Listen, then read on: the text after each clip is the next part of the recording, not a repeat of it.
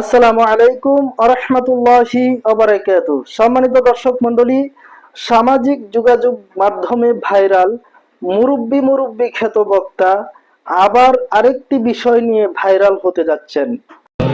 মুরব্বি মুরব্বি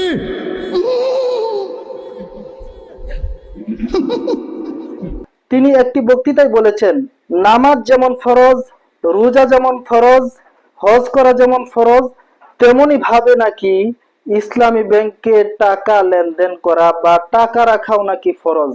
নাউজুবিল্লাহ।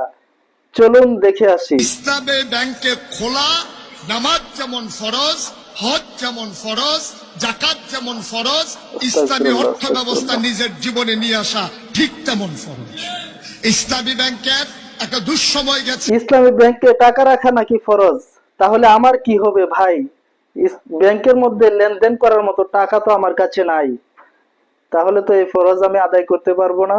আস্তাগফিরুল্লাহ। কত বড় মুনাফিক যে কিভাবে বলতে পারলো যে ফরজ নির্ধারণ হয় আল্লাহর তরফ থেকে, আর উনি বলতেছেন ইসলামী ব্যাংকে টাকা রাখাও নাকি ফরজ। নাউজুবিল্লাহ। আমরা জানতাম মুস্তাক ফয়জি হুজুর একজন সুন্নি মানুষ, কিন্তু কিছু টাকার জন্য তিনি মুনাফিকদের কাছে বিক্রি হয়ে গেছেন আজ।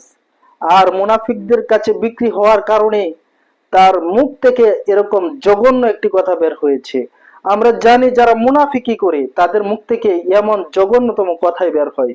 আল্লাহ রাব্বুল আলামিন ওনাকে হেদায়েত নসিব করুন, আমিন।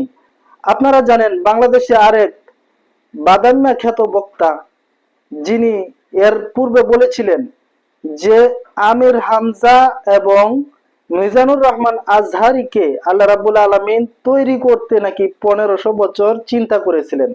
নাউজুবিল্লাহ। এই ভিডিও নিশ্চয়ই আপনারা দেখেছেন।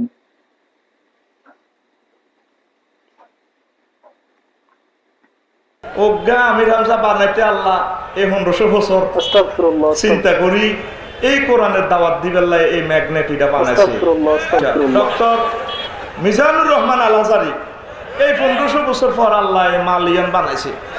আমার বুঝে আসে না এদের মাথায় এই চিন্তাগুলো আসে কোথা থেকে। এরকম কুফরি চিন্তা, কুফরি কথাবার্তা এরা কিভাবে বলে? আল্লাহর ভয় কি এদের অন্তরে নাই? আমার তো মনে হয় না এদের হৃদয়ের মধ্যে আল্লাহর ভয় আছে। না হয় কিভাবে বলতে পারে যে মিজানুর রহমান আজহারিকে তৈরি করতে আল্লাহ 1500 বছর চিন্তা করেছেন। নাউজুবিল্লাহ, নাউজুবিল্লাহ। কত বড় মুনাফিক। আল্লাহ আমাদের সকলকে এইসব মুনাফিক থেকে হেফাজত করুন।